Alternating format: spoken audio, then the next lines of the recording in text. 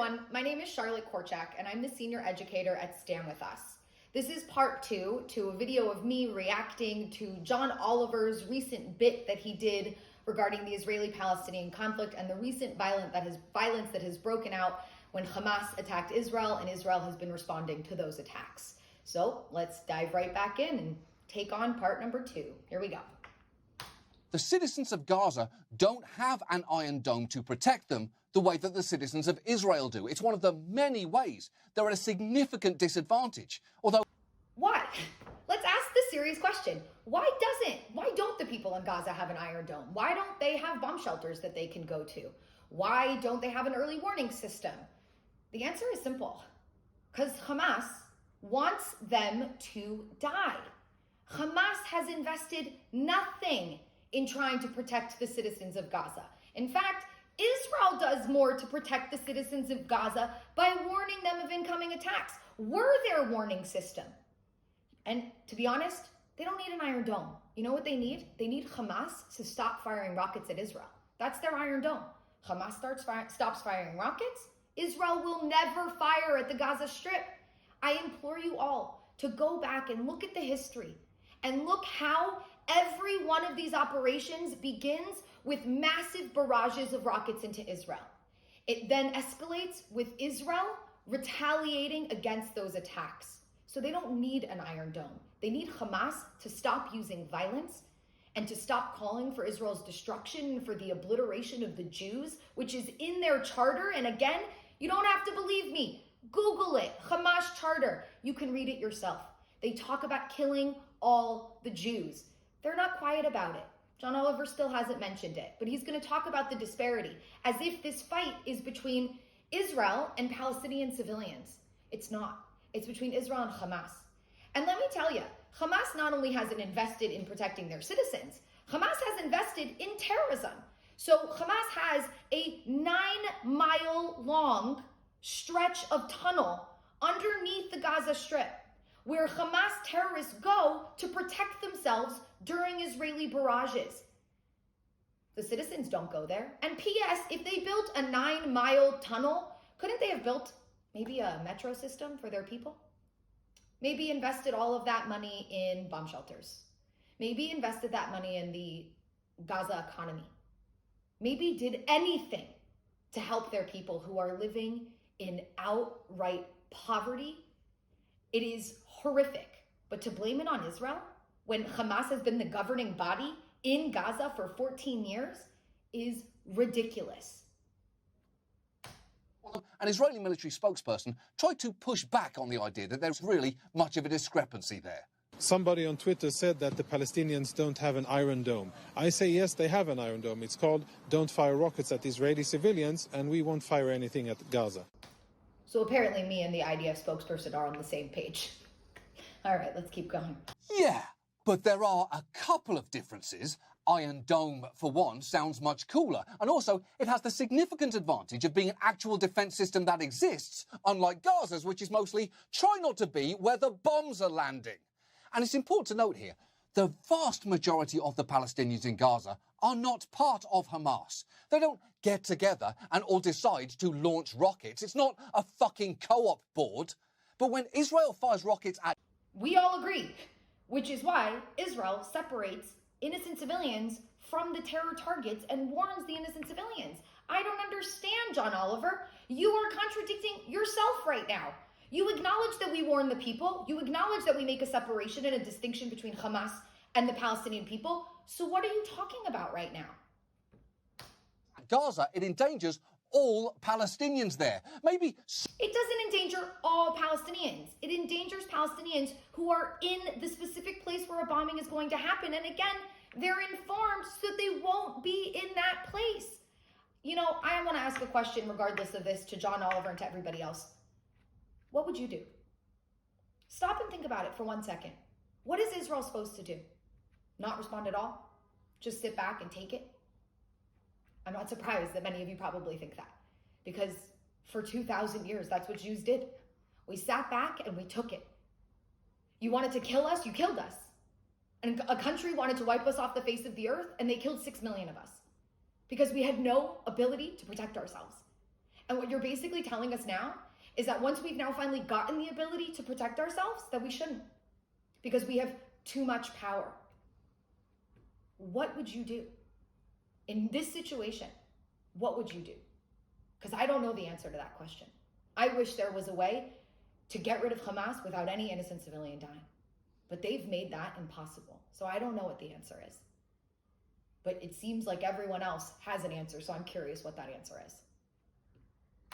Somebody on Twitter could point that out to that guy.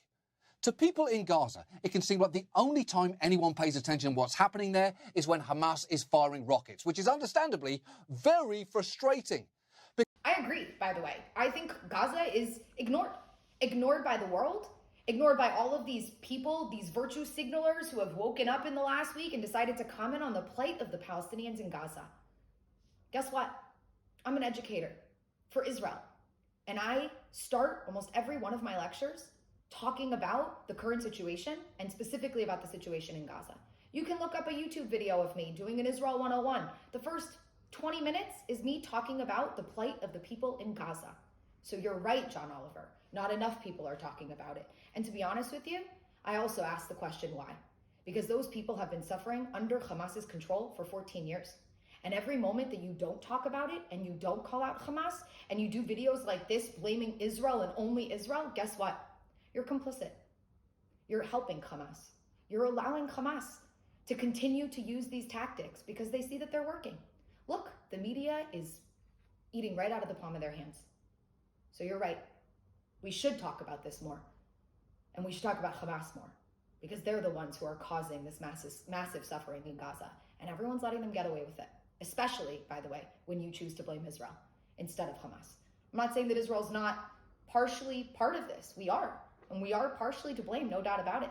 But if you only talk about us, you're giving Hamas a pass. And you're incentivizing them. And you're complicit in what they do to their own people. Because they've been living under a suffocating blockade. A suffocating blockade. Now, I'll be honest. After Israel implemented the blockade in Gaza, which happened in 2007, let's understand that in 2005, Israel withdrew entirely from the Gaza Strip. All of our soldiers and all of the Jews who were living there were removed from Gaza. And it was left Jew-free and Israeli-free and handed over to the Palestinians to govern themselves. 2 years later, Hamas took over the Strip violently from their rival faction, Fatah. And from then on, Israel implemented a blockade around Gaza. The first 3 years of that blockade were very harsh. It was an effort to try to weaken Hamas and try to get them out of power in Gaza. It didn't work. And after 3 years of that harsh reality, Israel completely loosened up the blockade. The blockade was put in place for one reason and one reason only, to prevent weapons from getting into the hands of Hamas, which according to international law is completely legal. By the way, I should also note that not only Israel upholds this blockade, but so does Egypt with their border with Gaza. Why? Because the Egyptians have also been the victims of Hamas terrorism. And so there is a blockade. The blockade, this is how it works. Everything can go into the Gaza Strip, except for a small list of things that are used for terrorism. Everything that goes into the Gaza Strip has to be checked by the Israeli military to ensure that it does not have any weapons or anything, again, that can be used for explosives or to build tunnels or things like that. Israel sends in 30,000 tons of aid a week into the Gaza Strip. We are the largest provider of humanitarian aid to Gaza. And so yes, there's a blockade, but Israel is also ensuring that we try to maintain some semblance of a decent humanitarian condition. But it's out of our hands once we send the aid into Gaza and it falls into the hands of Hamas, who again control the area in its entirety. Again, John Oliver, what are we supposed to do? No blockade?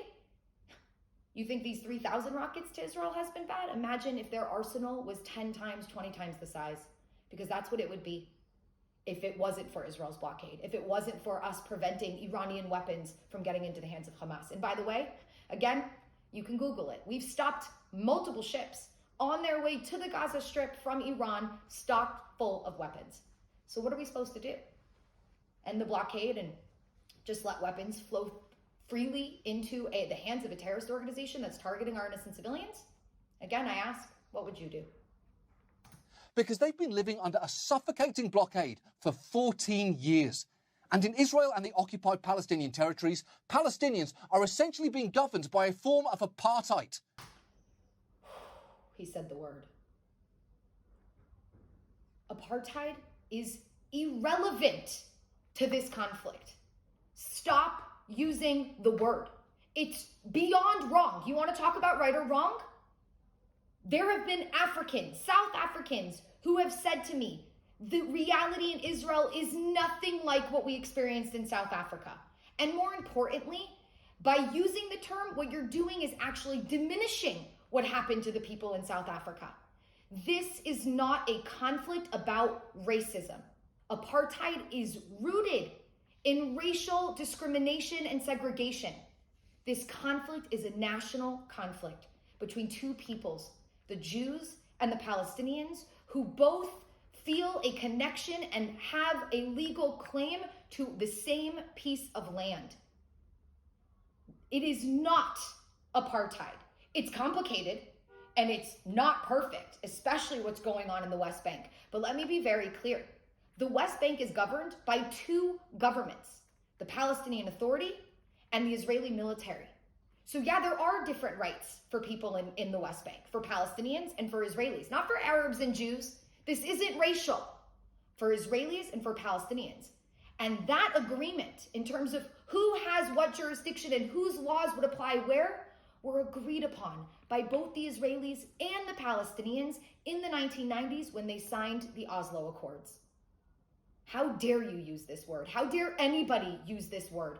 Everyone, note to yourself, the use of that word is being done for one purpose, to demonize Israel, not to have a real conversation about what's actually going on here. Life in Gaza is hard even when they are not being bombed, and the US government has implicitly co-signed on the brutally hard line Israel's been taking. This guy basically gave Israel a green light to do anything it wanted for the last 4 years. I agree with him about Trump. He really did give us basically a pass to do whatever we wanted. I do have to say, though, Israel's a sovereign country in the world, and I'm pretty sure every sovereign country does what they want to do regardless of Trump's approval. Just saying. And while Biden has had the opportunity to reset that relationship, his administration's response this week has been deeply underwhelming, giving a generic statement that Israel has a right to defend itself. God forbid the President of the United States, who might know a little bit more about this issue because he's been involved with it for over 20 years, God forbid that he make a statement like Israel has a right to defend itself. Maybe, just maybe, he actually sees the accurate picture, and what you're looking at is a picture that is wildly skewed, and so you think that his response was underwhelming. As an Israeli, as an educator who sees the whole picture, I think his statement was actually right on point. It's the exact same line that Obama said and that Bush said before him. Israel has a right to defend itself is just something all presidents end up saying out loud at some point in office, like my fellow Americans or what. And God forbid all of former presidents have said a statement that Israel has a right to defend itself. We do. I don't understand why this is bothering you so much, John Oliver. Do you not want us to have a right to defend ourselves? What do you mean there are no aliens? This is some bullshit. And look, it's not that Israel doesn't have the right to defend itself. It's just that line cannot be used to excuse absolutely everything. It's not being used to excuse everything. We're also told by people like the Secretary of State, Blinken, that we also need to restrain ourselves, even though, thanks Blinken, we don't need the message. We always restrain ourselves.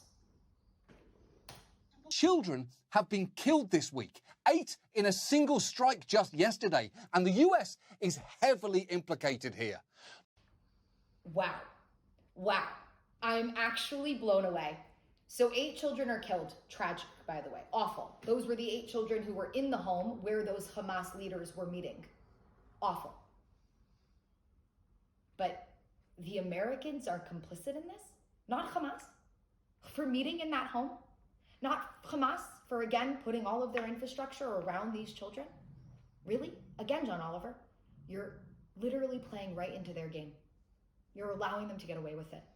And guess what? More kids are probably going to die in this conflict because of this, because you don't call them out on it. And when they get away with it and Israel's blamed, they're encouraged to continue to do it. Just know that. Own that, because it's going to be on your hands too. Not just by serving as Israel's diplomatic shield at the UN, but by constantly refusing to criticize the indefensible.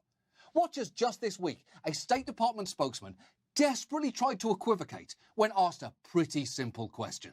I want to ask you, I don't want to harp on this either, but, the Israelis killed 13 people just now, including maybe 5 or 6 children. Do you condemn that? Do you condemn the killing of children?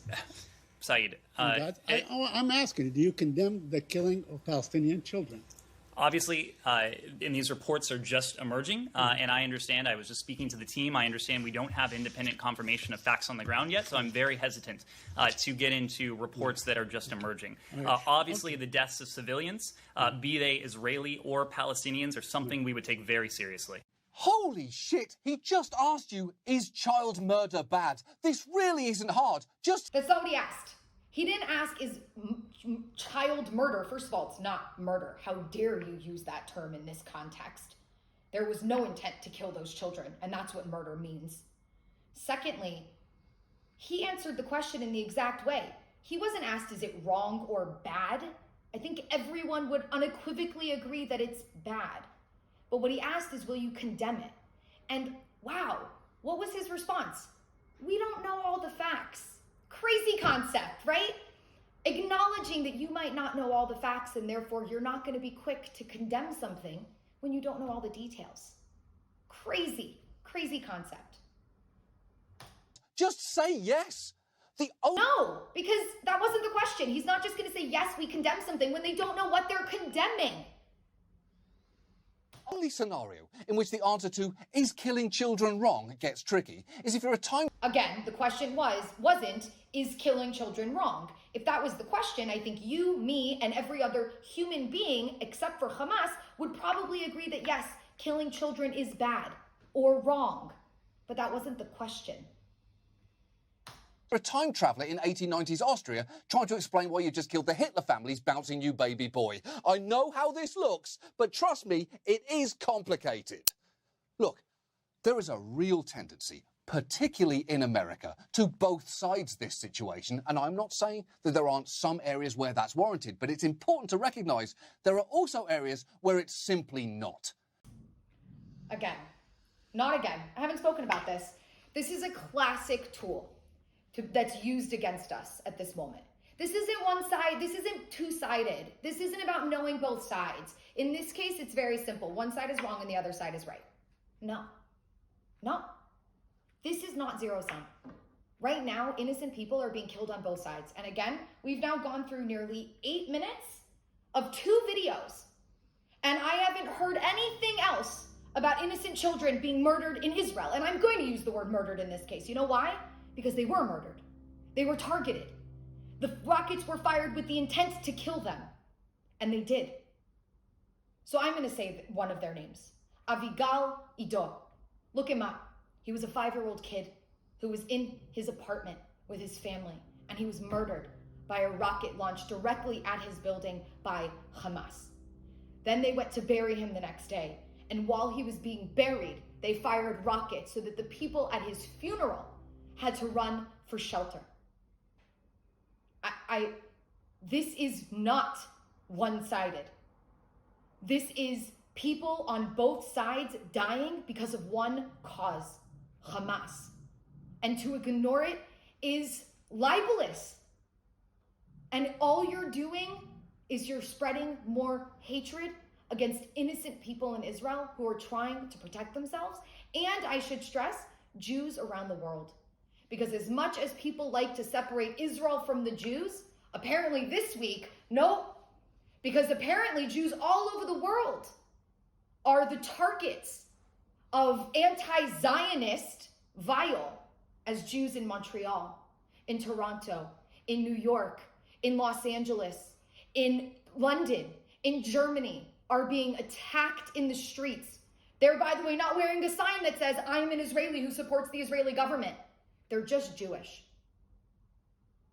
This is anti-Semitism. Call it what it is. Both sides are firing rockets, but one side has one of the most advanced militaries in the world. Both sides are suffering heartbreaking casualties, but one side is suffering them exponentially.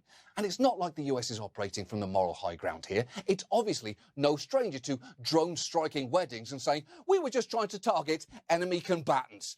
This country has blood. P.S. Israel doesn't target weddings with drones. Just wanted to point that out. The US, maybe. We definitely don't. Blood on its hands too. And look, if you believe Israel's actions are warranted and proportionate this week, you're welcome to try and make that argument. But we have... Happily, John Oliver, because proportionality is not about numbers. It's not about how many innocent Israelis have died versus how many innocent Palestinians have died. That is not how proportionality is judged according to international law. If it's a numbers game, let me propose something.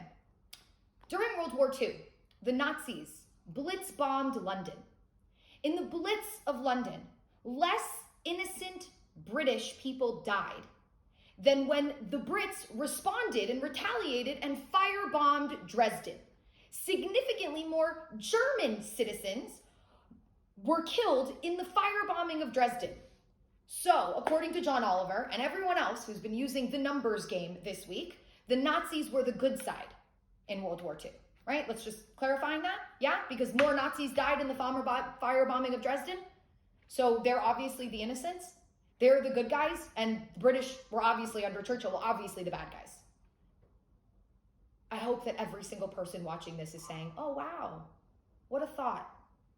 Proportionality is judged by, is the military gain larger than the collateral damage?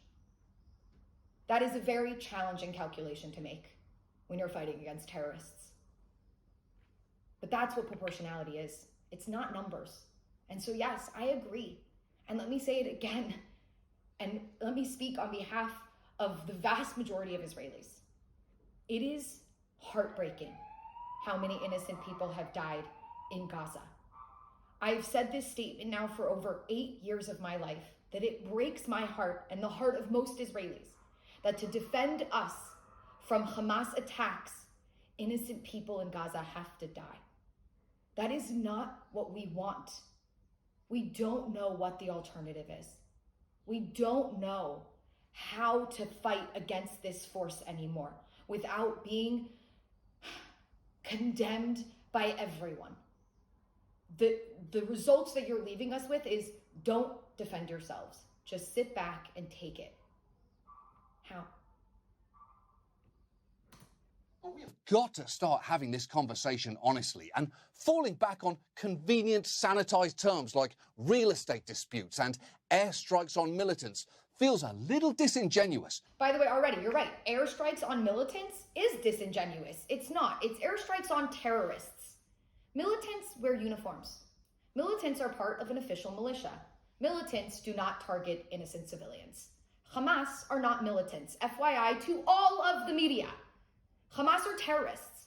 And every time you water it down and you call them militants, again, you're supporting their actions, you're allowing them to get away with it, and you're incentivizing them to keep doing it. And more children will die as a result. When what you're describing is forcing people from the homes they've lived in for decades and killing civilians and children. And again, none of this frees Hamas from responsibility, but Hamas doesn't represent all Palestinians, just as... And again, Hamas, but the minimization of what this organization is doing is remarkable. It's actually remarkable. And it's, again, I'll say it again, to me, it is incentivizing them to keep doing what they're doing.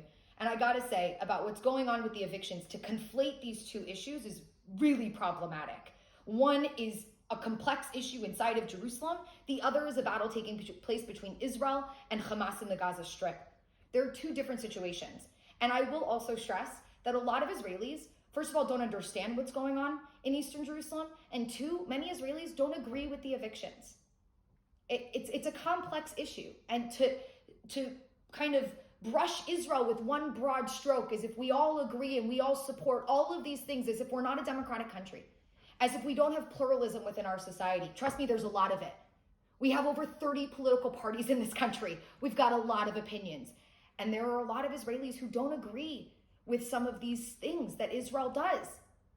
That's the conversation that we need to be having, like John Oliver said, but not in the context of, again, Israel is wrong and the Palestinians are right.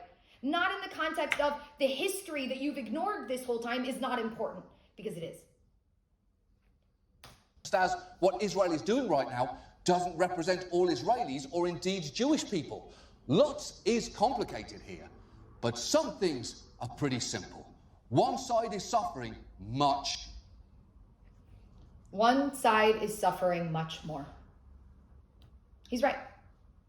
I'm not going to deny it. I'm not going to try to sit here and say that Israeli suffering is equal to Palestinian suffering. It's not.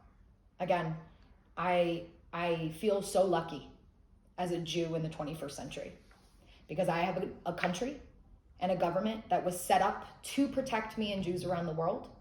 And it has done so every step of the way for the last 73 years, 74 years. No, 73 years. It's been a long week. And every step of that way, the defense that was put up on my behalf and on other Jewish people's and Israeli people's behalf has been called apartheid and oppression. It's not. It's Jews finally being able to protect themselves. And so, yeah, part of that protection is minimizing our suffering by setting up air raid sirens and building bomb shelters and having an Iron Dome and having a military who stands in front of me to protect me. Hamas is firing rockets from civilian homes. Hamas is firing rockets from the roofs of hospitals and schools. Hamas is storing their rockets below their people's feet. And Hamas doesn't stand in front of their people, but they stand behind their people and use them as human shields. So you're right, there is more suffering on the Palestinian side. There is no question. But to say that that's simple is not. To blame it on Israel is wrong. Hamas put them in that position. And Israel is doing everything in our power to try to minimize that suffering. Hamas is trying to maximize it. John Oliver, I used to love you before this. Now I'm questioning everything you've ever said, because I've studied this topic for 15 years. And so much of how you framed this is just wrong. And you, along with so many others in this last week, have spread now even more misinformation or framed this conflict in a zero-sum way that has done nothing but spread demonization towards Israel that is unwarranted and has caused the targeting of Jews around the world as a result. Own that. My last message, something that John Oliver didn't say and that I haven't heard most people saying, is that I just really hope that this will end soon. And I hope that both Israelis and Palestinians who are innocent in all of this can live a life of peace and dignity. That will not happen as long as Hamas is in existence. And that's a sad, sad pill that I have to swallow. But maybe, just maybe, if we can all work together to raise the appropriate awareness, to educate ourselves properly on this issue, maybe, just maybe, we can make a proper change for the future that will allow that vision to come true. Thank you all so much. If you want more information on this topic, please visit www.standwithus.com/situation room as we put out up-to-date and current information on everything that's going on in Israel today and what has happened in the last month to get us to this horrible escalation. Thank you all so much for watching. And please always know that Stand With Us is here, standing by you to fight this fight and to expose the truth in the world. Thank you.